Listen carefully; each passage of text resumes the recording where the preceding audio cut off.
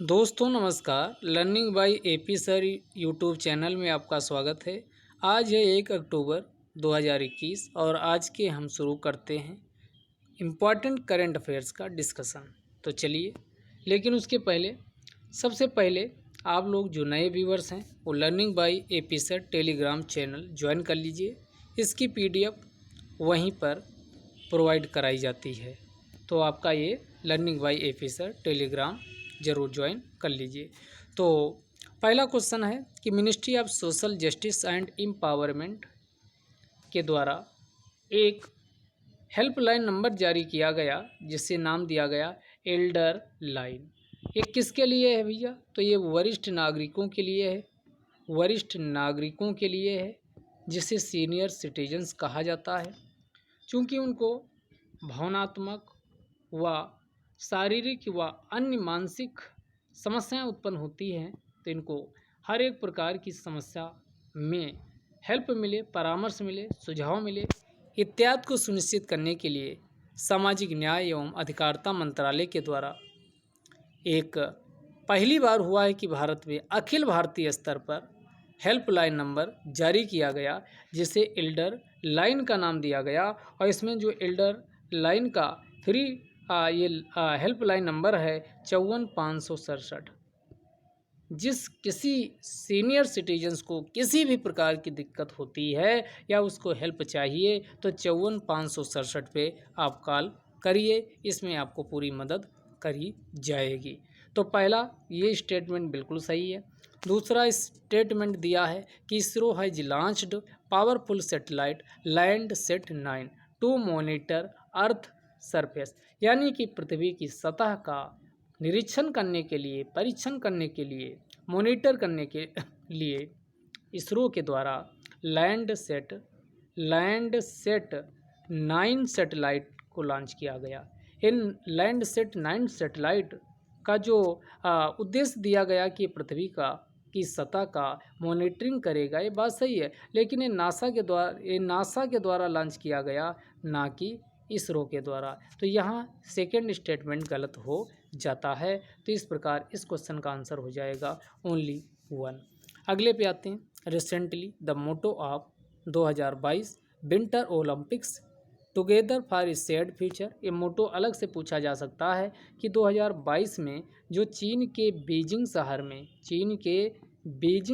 में जो शीतकालीन ओलंपिक्स होने जा रहे हैं उसका मोटो क्या है? तो उसका मोटो है together for a shared future was unveiled in which city it will be held. ये देखिए क्वेश्चन ही गलत, हिंदी वाला देख लीजिए, इंग्लिश वाला एक क्वेश्चन ही गलत बना दिए हैं। तो ये चीन के बीजिंग शहर में होगा। ये हिंदी वाला सही है कि हाल ही में किस राज्य सरकार ने निर्भया एक पहल कार्यक्रम की शुरुआत की गई है? तो निर्भया एक पहल कार्यक्रम उत्तर प्रदेश में इसकी शुरुआत हुई है और ये मिशन शक्ति उत्तर प्रदेश में लॉन्च किया गया था, जिसमें महिलाओं का सशक्तिकरण व उनकी सुरक्षा को सुनिश्चित करने के लिए ट्रेनिंग इत्यादि प्रदान की जाएगी। तो इसके अंतर्गत यानी एक निर्भया एक पहल कार्यक्रम की शुरुआत हुई है। ये कहाँ? उत्तर प्रदेश। अब बात यहाँ उत्तर प्रदेश की आई है, तो उत्तर प्रदेश जनसंख्या के मामले में नंबर 1 पे है, जबकि एरिया वाइज राजस्थान, मध्य प्रदेश, महाराष्ट्र के बाद चौथे स्थान पे आता है। उत्तर प्रदेश में वन आच्छादन व वनावरण सबको शामिल कर लिया जाए तो इंडियन स्टेट फॉरेस्ट रिपोर्ट जो 2017 है इसके मुताबिक कितना? तो 9.18% टोटल यहाँ पर वनावरण ये सब मिला करके ट्री कवर व फॉरेस्ट कवर ये पाए जाते हैं। अगर दूसरी बात की जाए कि उत्तर प्रदेश में कुल भौगोलिक क्षेत्र का कितना है, तो भारत के भौगोलिक क्षेत्र का 7.33% यहाँ पर है।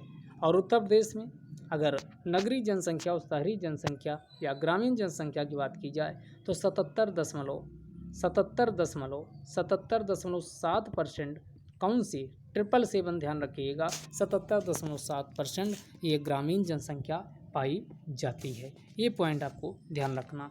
अब उत्तर प्रदेश की बात की जाए तो चाहे लोकसभा पूछा जाए, राज्यसभा पूछा जाए, विधानसभा, सर्वाधिक सीटें हैं। लोकसभा में कितनी सीटें हैं ये आपको कमेंट बॉक्स में बताना है। इसमें 80 हैं क्या? राज्यसभा में यहाँ पर 31 सीटें हैं क्या, जो कि किसी भी राज्य के स्तर पर सर्वाधिक सीटें हैं। और उत्तर प्रदेश की बात की जाए तो 403 प्लस एक एंग्लो इंडियन 403 यहाँ पर विधानसभा में सर्वाधिक सीटें पाई जाती हैं। यहाँ विधान परिषद की बात किया जाए तो विधान परिषद में 100 सीटें पाई जाती हैं। उत्तर प्रदेश के इस समय अगर राज्यपाल की बात की जाए तो आनंदीबेन पटेल जी हैं, व मुख्यमंत्री माननीय योगी जी हैं। तो ये आपका इतनी चीज़ें यहाँ आपको पता होनी चाहिए। हिमाचल प्रदेश ई कैबिनेट प्रणाली को लागू करने वाला सबसे पहला राज्य है। और उसके बाद राजस्थान चिरंजीवी स्वास्थ्य बीमा योजना फ्री में उपलब्ध करवाने वाला भारत का एकमात्र राज्य है, तो ये ध्यान रखिएगा। इसके अलावा राजस्थान सौर ऊर्जा, नवीकरणीय ऊर्जा जो सौर ऊर्जा है उसमें भी पहला यानी सबसे ज़्यादा पोटेंशियलिटी अभी व्यक्त की गई है। दूसरा सोलर जो कुसुम योजना के अंतर्गत सोलर पंप उपलब्ध करवाए जाते हैं, उसमें भी राजस्थान का पहला ही नंबर है। राजस्थान की अभी सोजत मेहंदी को जो पाली में है, पाली में का जीआई टैग इसको प्रदान किया गया सोजत मेहंदी को, तो उस दृष्टि से भी इसको ध्यान रखिएगा। इसके अलावा प्रोजेक्ट बोल्ड जो प्रोजेक्ट बोल्ड है ये राजस्थान के जयपुर से शुरू किया गया है। तो ये राजस्थान के जयपुर से प्रोजेक्ट बोल्ड जो बांस उत्पादन से संबंधित है, प्रोजेक्ट बोल्ड को ये शुरू किया गया है। अब आइए अगले क्वेश्चन की ओर चलते हैं। अगला पूछ रहा कि बताना है कौन सा सही नहीं है, इसमें ये बताना है।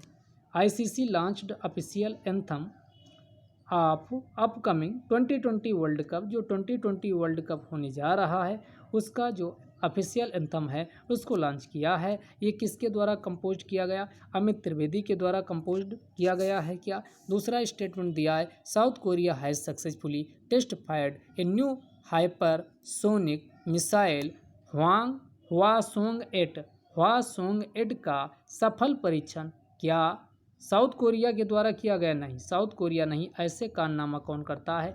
North Korea. और नॉर्थ कोरिया का तानाशाह किम जोंग उन है। किम जोंग उन के द्वारा इसका परीक्षण किया गया है। तो ये सेकंड स्टेटमेंट गलत है, तो इसका आंसर ओनली 2 हो जाएगा। पहला स्टेटमेंट बिल्कुल सही है। अमित त्रिवेदी के द्वारा 2020 वर्ल्ड कप का जो एंथम है ऑफिशियल उसको कंपोज किया गया है। अब यहाँ बात आई है कि ये क्यों ये लॉन्च किया, ऐसा ये हवासोंग 8 मिसाइल क्यों परीक्षण किया? तो ये कहा है कि सेल्फ डिफेंस के लिए, आत्मरक्षा के लिए ये रीजन दिया गया है। हमेशा वो ऐसे कारनामे करता रहता है। आगे आइए, which statement is are correct, बताना है कौन से कथन सही है। ये ह्यूमनिटेरियन ऑर्गेनाइजेशन एक मानवतावादी संगठन फ्रॉम यमन का has been declared the winner of 2021 का UNHCR नॉन रिफ्यूजी अवार्ड। संयुक्त राष्ट्र संघ के अंतर्गत एक ह्यूमन राइट्स कमीशन है, तो UNHCR के द्वारा नॉन रिफ्यूजी अवार्ड दिया जाता। यहाँ रिफ्यूजी मतलब शरणार्थी से है, जो शरणार्थियों के कल्याण के लिए, उनके पुनर्वास के लिए या उनके हित में काम करता है, उस संस्था को दिया जाता। अभी हाल ही में क्या यमन की संस्था को दिया गया? बिल्कुल बात सही है। यमन की संस्था है जील अलबेना, नाम लिख दे रहे हैं। जिस संस्था को दिया गया है उसका नाम है जील अलबेना। यमन की संस्था है Zeel Albena association Zeel Albena association for humanitarian development. Zeel Albena association, आगे लिख लीजिएगा, फॉर ह्यूमनिटेरियन डेवलपमेंट, जिसकी स्थापना 2017 में किसके द्वारा? तो अमीन जुब्रान के द्वारा इस संस्था को स्थापित किया गया था। कब? 2017 में। तो इन्हीं को क्या किया गया है? अभी 2021 का नॉन रिफ्यूजी अवार्ड से नवाजा गया है। क्यों? क्योंकि विस्थापित हजारों यमनियों को इन्होंने उनके समर्थन में व उनके कल्याण के लिए काफ़ी कार्य किया था। दूसरा, Om Birla inaugurated the Nidhi 2.0 scheme during an event organised by ministry of tourism.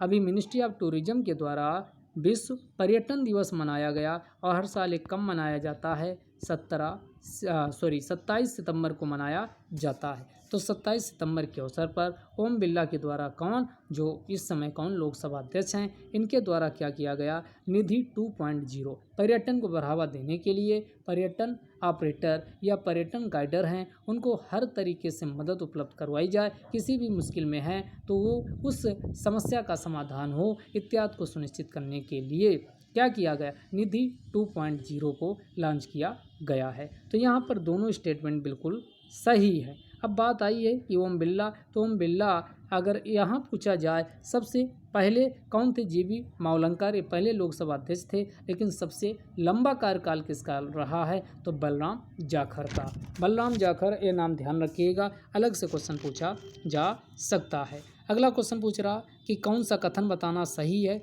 In a study by Knight Frank Delhi rank 52 for real estate globally. Real estate के संबंध में एक आपकी स्टडी की गई और ये किसके द्वारा की गई, एक लंदन की संस्था है नाइट फ्रैंक, उनके द्वारा की गई और उसमें दिल्ली को कौन सा 52वां स्थान दिया गया। ये बात गलत है, ये स्टेटमेंट गलत है, क्योंकि दिल्ली की रैंक इसमें कितनी प्रदान की गई, तो ध्यान दीजिएगा, दिल्ली की रैंक 32, मुंबई की रैंक 36, 40 रैंक बेंगलुरु की है। तो दिल्ली की कितनी है, 32, इसको आप नोट कर लीजिएगा, दिल्ली की 32 है, मुंबई की कितनी है, 36 है और बेंगलुरु की 40, यानी टॉप 100 में इंडिया के 3 सिटी इसमें शामिल हैं। 32, 4 36, 4 40 ऐसे को रिलेट करके आप याद कर लीजिए, तो ये आपका बेंगलुरु हो गया। अब बात आती है यहाँ कि विश्व के नंबर 1 2 कौन है, तो नंबर 1 पे है चाइना का शेनझेन, ऐसे नाम चाइना में होते, शेनझेन, ये आपका नंबर 1 पे है। नंबर 2 पे संघई, वही संघई, नंबर 2 पे संघई है। और नंबर 3 पे कौन है, तो नंबर 3 पे है ह्वांगझू। नंबर 3 पे कौन है, नंबर 3 पे ह्वांगझू है, ये चाइना के सिटी इसमें शामिल किए गए हैं। तो ये आपका पहला स्टेटमेंट गलत। दूसरा, नजला बोर्डेन ट्यूनीशिया की पहली महिला प्रधानमंत्री नियुक्त की गई, बिल्कुल बात सही है। ट्यूनीशिया में अभी फिर ये हुआ था कि यहाँ देखिएगा ये भूमध्य सागर है और भूमध्य सागर से सटे हुए मोरक्को, अल्जीरिया, ट्यूनीशिया, ये लास्ट वाला देश ट्यूनीशिया, इसकी राजधानी क्या है, ट्यूनिस है। इसकी राजधानी क्या है, ट्यूनिस है। यहीं से ट्यूनीशिया से ही यानी अरब क्रांति की शुरुआत हुई थी, या इसी को किस नाम से जानते हैं, इसी को जैस्मिन क्रांति के नाम से भी जाना जाता, या इसी को स्प्रिंग क्रांति की शुरुआत, ये फिर लगने लगा था कि क्या फिर से ये स्प्रिंग जो बसंत क्रांति है, स्प्रिंग रिवॉल्यूशन की क्या फिर से शुरुआत हो सकती है। तो ये ट्यूनीशिया में उस समय सत्ता परिवर्तन होने का असर लीबिया या आसपास के जो मोरक्को हैं वहाँ पर भी, मिस्र इत्यादि में देखा गया था। वहाँ की सरकार यानी जो तानाशाही कर रहे थे उनको जनता ने क्या किया, यानी अपदस्थ कर दिया था, शासन से उतार दिया था, शासन की गद्दी से उतार फेंका था। तो ये अब ट्यूनीशिया में अब पहली बार ये लगा था कि फिर से क्या वही पिछला फिर से इतिहास अपने आप को दोहरा रहा, लेकिन अभी हाल ही में क्या यहाँ पर एक पहली महिला प्रधानमंत्री बनी है, जिनका नाम क्या है, जिनका नाम है नजला बोर्डेन को बनाया गया। अब यहाँ मोरक्को, अल्जीरिया, ट्यूनिस है, जो ये 3 देश हैं, इन 3 देश में कैसी, तो इसमें ध्यान रखिएगा दोस्तों, यहाँ पर भूमध्य सागरीय जलवायु पाई जाती है और भूमध्य सागरीय जलवायु खट्टे फलों, रसदार फलों के लिए अच्छी होती है, सुटेबल होती, उपयुक्त होती है। इस जलवायु विशेषता क्या होती, तो शीतकाल में वर्षा होती है और ग्रीष्मकाल शुष्क बना रहता है। तो अफ्रीका के मोरक्को, अल्जीरिया, ट्यूनीशिया और दक्षिण अफ्रीका का केप टाउन, या कहा जाए जुलू अफ्रीका का जो केप टाउन प्रांत है, या जुलू यहाँ की जो जनजाति पाई जाती है, या यहाँ का केप टाउन में भी इसी प्रकार की कौन सी भूमध्य सागरीय जलवायु पाई जाती है। यहीं पर आप देखेंगे ड्रेकन्सबर्ग पर्वत भी है, और यहीं के पर एक नदी है जो मकर रेखा, लिम्पोपो मकर रेखा को 2 बार काटती है, और अफ्रीका महाद्वीप एकमात्र ऐसा है जिससे होकर तीनों रेखाएं गुजरती हैं, कर्क रेखा, मकर रेखा, विषुवत रेखा। तो मकर रेखा को 2 बार लिम्पोपो नदी काटती है, कांगो या जायरे नदी ये विषुवत रेखा को 2 बार काटती, और कर्क रेखा पूछी जाए तो भारत की माही नदी 2 बार कर्क रेखा को कट मारती है। तो यहाँ पर स्टेटमेंट पहला गलत, सेकंड सही, तो इसका आंसर हो जाएगा 2। आगे आते हैं। Recently the central government has extended the tenure of company law committee by 1 year till September 2022। Who is the chairman of this 11 member committee, यानी 11 सदस्यीय कमेटी बनी, यानी उसका कार्यकाल 1 साल के लिए इंक्रीज कर दिया गया है। अब पूछ रहा है उसके अध्यक्ष कौन है, तो इसके अध्यक्ष आपको कमेंट बॉक्स में बताना है कि इसके अध्यक्ष किसको बनाया गया है। ये आपके लिए क्वेश्चन है, आप लोग भी कमेंट बॉक्स में बताइए। अब बारी आती है योजना। डेली 2 स्कीम डिस्कस की जाती है। आज जो हम आपके लिए मोस्ट इम्पॉर्टेंट स्कीम लेके आए हैं और उसको आपको बगैर ऐसा याद हो जाता होगा कि आप ज़िंदगी में नहीं भूलेंगे, जैसा कि हमने पीछे कुछ स्कीम को डिस्कस किया है। आइए शुरू करते हैं। पहली स्कीम आज की है कौन सी? अमृत स्कीम। अमृत इसी को कहा जाता है, अमृत मिशन या अमृत स्कीम के नाम से जाना जाता है। अगर बात यहाँ अमृत स्कीम की जाए तो ये आपके लिए ज़रूरी होता है कि किस मिनिस्ट्री के द्वारा और कब लॉन्च किया गया, उद्देश्य क्या है, इतनी चीज़ें अगर पता हैं और फंडिंग कैसे होगी तो पीटी का क्वेश्चन हो जाता है। अब हम बात करें अमृत मिशन की, तो अमृत मिशन ध्यान दीजिएगा, आपको ये किसके द्वारा, ये महुआ याद रखिएगा। महुआ का मतलब क्या हुआ? Ministry of housing and urban affairs, आवास व शहरी मामलों के मंत्रालय के द्वारा इसे लॉन्च किया गया, जिसे महुआ बोलते हैं। अब कब लॉन्च हुआ, डेट क्या है, इसके लिए हम आपको एक इंटरेस्टिंग ट्रिक बता रहे हैं, बहुत मज़ा उसमें आने वाला है। तो आप अमृत, अब यहाँ हमने लिख दिया महुआ का मतलब ministry of housing and urban affairs, MoHUA के द्वारा। और महुआ से क्या बनती है, आपको पता है, शराब, मदिरा बनती है। अब आप कहेंगे मदिरा का संबंध क्या होता, तो जो मदिरा पान करता है वो कहता है वो अमृत पी रहा। महुआ की मदिरा पान करने वाले को लगता है कि वो अमृत का पान कर रहा, अमृत पी रहा है। तो यहाँ आप कहेंगे, इससे पूछेंगे कि सर बताइए आप इससे क्या कोरिलेशन है, तो है भैया, इससे आपका भी याद हो जाएगा ये कब लॉन्च हुई। मदिरा पान, उसको लगता मदिरा पान कर रहा है।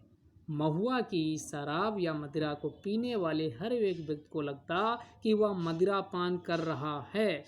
तो आप कहेंगे बताइए कब लॉन्च हुई, तो आइए देखिए मदिरा पान से कैसे हम इसकी डेट याद रखेंगे। तो अमृत योजना, अमृत का संबंध मदिरा से, मदिरा पान से है, क्योंकि अमृत क्या है, महुआ से आपको रिलेट करिए कि महुआ से मदिरा बनती है और मदिरा पान करने वाले हर व्यक्ति को लगता कि वो अमृत का पान कर रहा है। तो यहाँ मदिरा पान से हो गया 15, 5 नहीं होगा, 25 भी नहीं होगा, तो बीच का 5 से आप सीधा को रिलेट करिए 15, पान से क्या हो गया 15, तो यहाँ आप लिख लीजिए 15 और बीच में आपके 0 टिपका देना है 15, और 15 जो लिखे हो तो ये पहला और आखिरी वाला अक्षर लिखना, बीच का काट देना है। तो 2015 में ये लॉन्च हो, ये पता हो गया कि 2015 में इसे लॉन्च किया गया।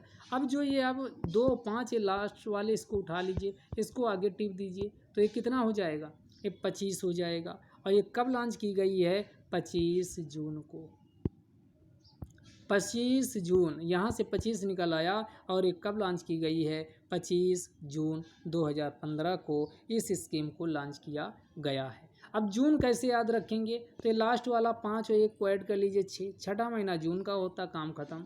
तो ये जून भी आपका याद रहेगा, 25 जून 2015। आप कहेंगे इतना आप क्यों ये इधर उधर की बातें बताते हैं, इसलिए बताते हैं दोस्तों, क्योंकि अभी तो आपको बिल्कुल डेट भी तुरंत ताज़ा है, डेट इसकी और आपका ईयर सब कुछ याद हो जाएगा। लेकिन एग्ज़ाम में जब बैठ रहे होंगे तो वहाँ ऐसा एक साथ मिलता है कि लगता है यार 15 था या 16 था, 25 जून था कि 25 सितंबर था, कुछ याद ही नहीं आता, सब आपका क्या हो जाता है, डार्क हो जाता है। इसलिए आप जो तरीका बता रहे हैं उससे आप याद रखिए, ज़रूर आप एग्ज़ाम में याद आपका ज़रूर आ जाएगा। कुछ भी आपका एग्जैक्ट डेट पूछा तुरंत निकाल दिए। अमृत, अच्छा अमृत महुआ मिनिस्ट्री की है, और महुआ से दारू बनती, मदिरा बनता, मदिरा पान मतलब 15, पान का मतलब 15, लास्ट में 15 यानी 2015 और आगे आपका 25, आगे बीच का 01 हटा देना है तो 25 क्या तो 5 1 6 बताए थे सर, इसको ऐड करिए 5 1 6 तो 6 का मतलब छठा महीना जून हो जाएगा। तो 25 जून 2015 को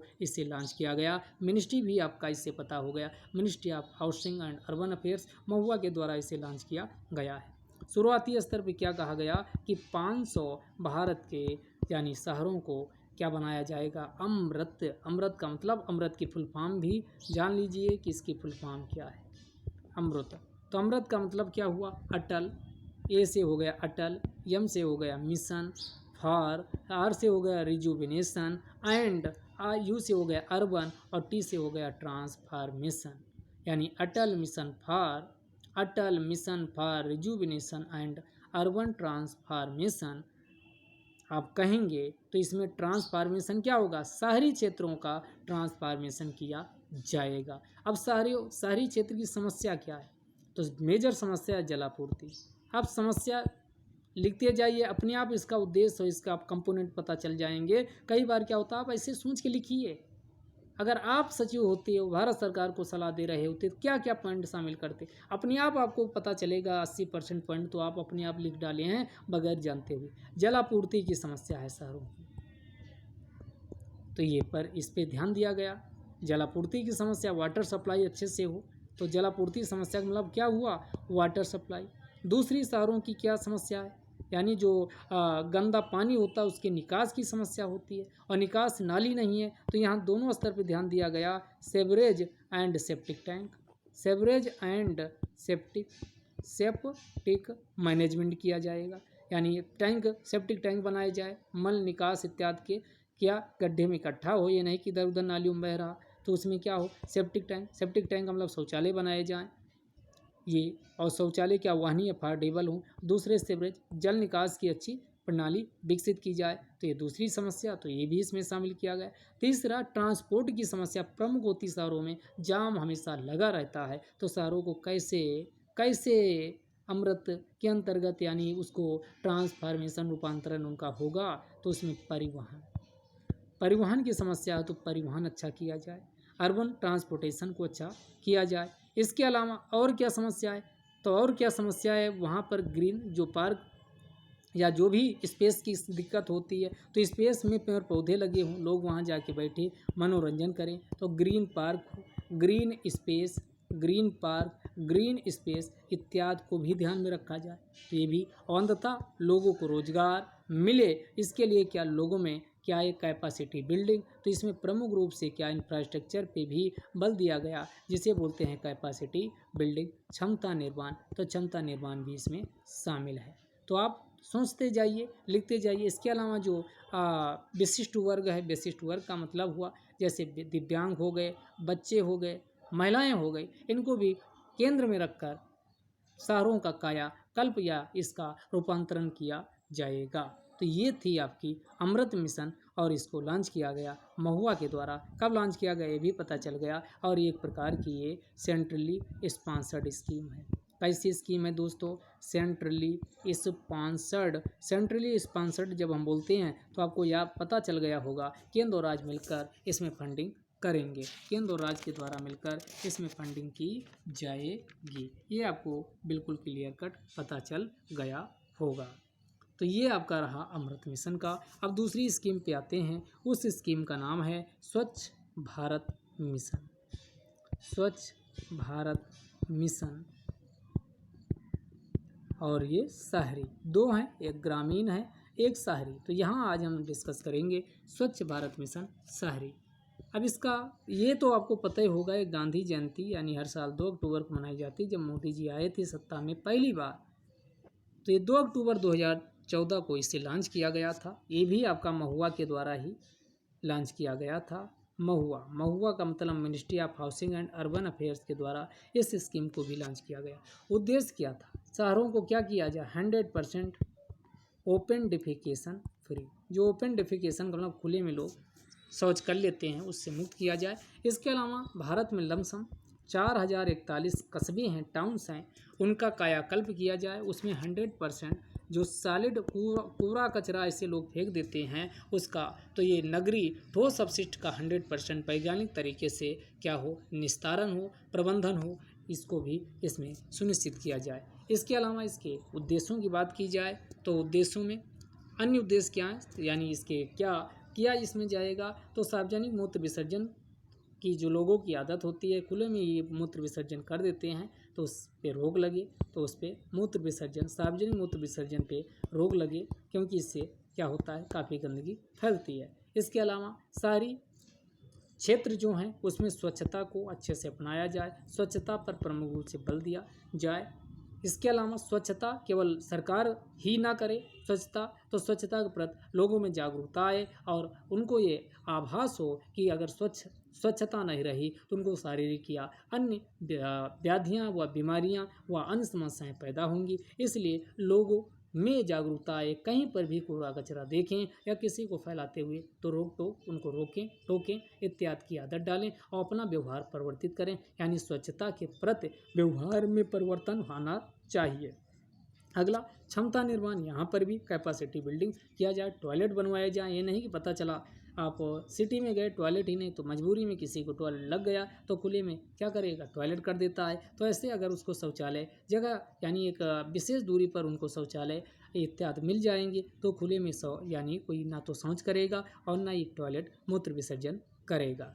तो ये आपका इसमें ध्यान रखा गया। तो घरेलू शौचालय साथ ही जो सामुदायिक शौचालय हैं उसको बनाया जाएगा। इसके अलावा सिर्फ मैला ढोने की जो प्रथा है उसको भी समाप्त किया जाए और सबसे बढ़कर नगर पालिका ठोस अपशिष्ट प्रबंधन का आधुनिक व वैज्ञानिक तरीके से निस्तारण होना चाहिए। तो ये था शहरी स्वच्छ भारत शहरी मिशन जो 2014 2 अक्टूबर 2014 को लॉन्च किया गया था। आज का डिस्कशन यही समाप्त करते हैं, कल फिर मिलेंगे, तब तक के लिए धन्यवाद। जय हिंद, जय भारत।